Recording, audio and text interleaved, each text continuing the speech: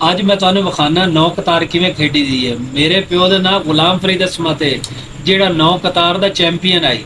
ਤੇ ਅੱਜ ਮੇਰਾ ਮੁਕਾਬਲਾ ਹੈ ਮੇਰੇ ਵੱਡੇ ਪੁੱਤਰ ਦੇ ਨਾਲ, ਹਸਨ ਅਤਾ ਦੇ ਨਾਲ। ਤੇ ਤੁਹਾਨੂੰ ਆਓ ਦਿਖਾਈਏ ਕਿਵੇਂ ਗੇਮ ਖੇਡੀ ਦੀ ਹੈ। ਮੈਂ ਰੱਖਣੀ ਹੈ ਤੁਹਾਨੂੰ, ਮੈਂ ਰੱਖਿਆ। ਰੱਖੋ ਜੀ। ਅਸੀਂ ਤੁਹਾਡੇ ਤੋਂ ਦੂਰ ਦੂਰ ਰਹਿਣਾ ਹਸਨ ਸਾਹਿਬ, ਏਡੀ ਜਲਦੀ है एडा काम तेज नहीं चलना यार, तेरी मेहरबानी। चला है की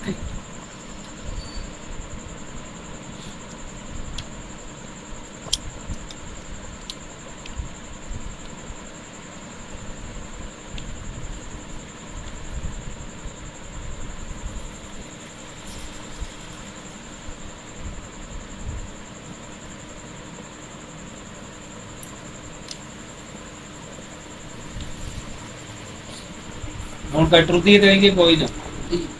चलो जी, आओ जी। एक गोटी मेरी मार चुकी है, एक गोटी उन्हें मार ली है। और अगे देखो की बनना। अच्छा इन चले मेरी यहाँ है ना। हाँ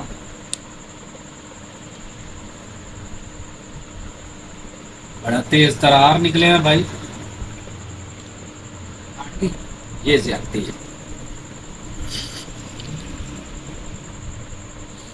एडा तेज ना मान मेरा पुत्र, मैं तेरा प्यो हाँ। आ बन गई। बाबा ये और एक मिनट बेटा, आप लोगों ने नहीं बताया, आप लोगों ने नहीं बताया ना। ये उठा लेते कोई बात नहीं, हालांकि तो फायदा कोई नहीं होया। जल्दी चल, वीडियो बन रही है, कोई मजाक नहीं है। चल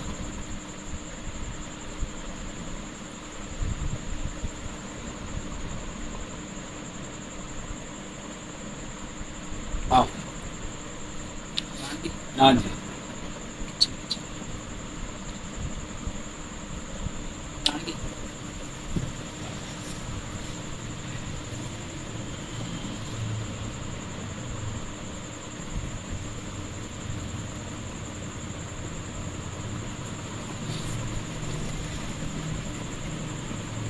तुम बाबू दूर से उठा लिया।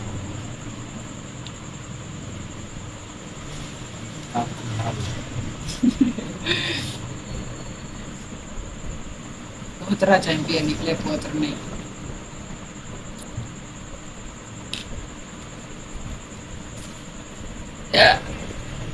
ये थे कंपनी बनी, ये फाइट नहीं बढ़ गई। मैं बना के दिखा दूँ।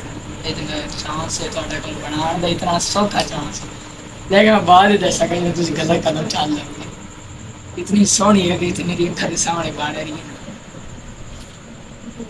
कोई हाथ नहीं करना दोबारा, इधर करने से नहीं ना बनती है, ऐसे ही कह रहा बात नहीं। हाथ नहीं ना करने, चंडे खाओ गए हैं। नहीं मैं हार गया इधर मेरे। नहीं नहीं नहीं, लास्ट ये ग्रीन वाले के ऊपर कर रही है तो साइड। यार जब मैंने नीचे करनी थी तूने बोल देनी थी, पागल है। है मैं थले करनी है या मैं यहीं खेल। हाँ ठीक है बस यार इधर ਇਹਦਾ ਮਤਲਬ ਹੈ ਜ਼ਿਆਦਾ ਕੌਨਫੀਡੈਂਟ ਹੋਣ ਦੀ ਜ਼ਰੂਰਤ ਨਹੀਂ ਹੈ। ਉਹ ਪਿਓ ਨਾਲ ਪੋਤਰਾ ਜਿੱਤ ਗਿਆ। ਪੋਤਰਾ ਪਿਓ ਦੇ ਨਾਲ ਖੇਡਦਾ ਰਿਹਾ, ਦਾਦੇ ਨਾਲ ਦਾਦੇ ਨਾਲ ਖੇਲਦਾ ਰਿਹਾ, ਇਸ ਲਈ ਦਾਦੇ ਦਾ ਪੋਤਰਾ ਜਿੱਤ ਗਿਆ ਤੇ ਪਿਓ ਹਾਰ ਗਿਆ।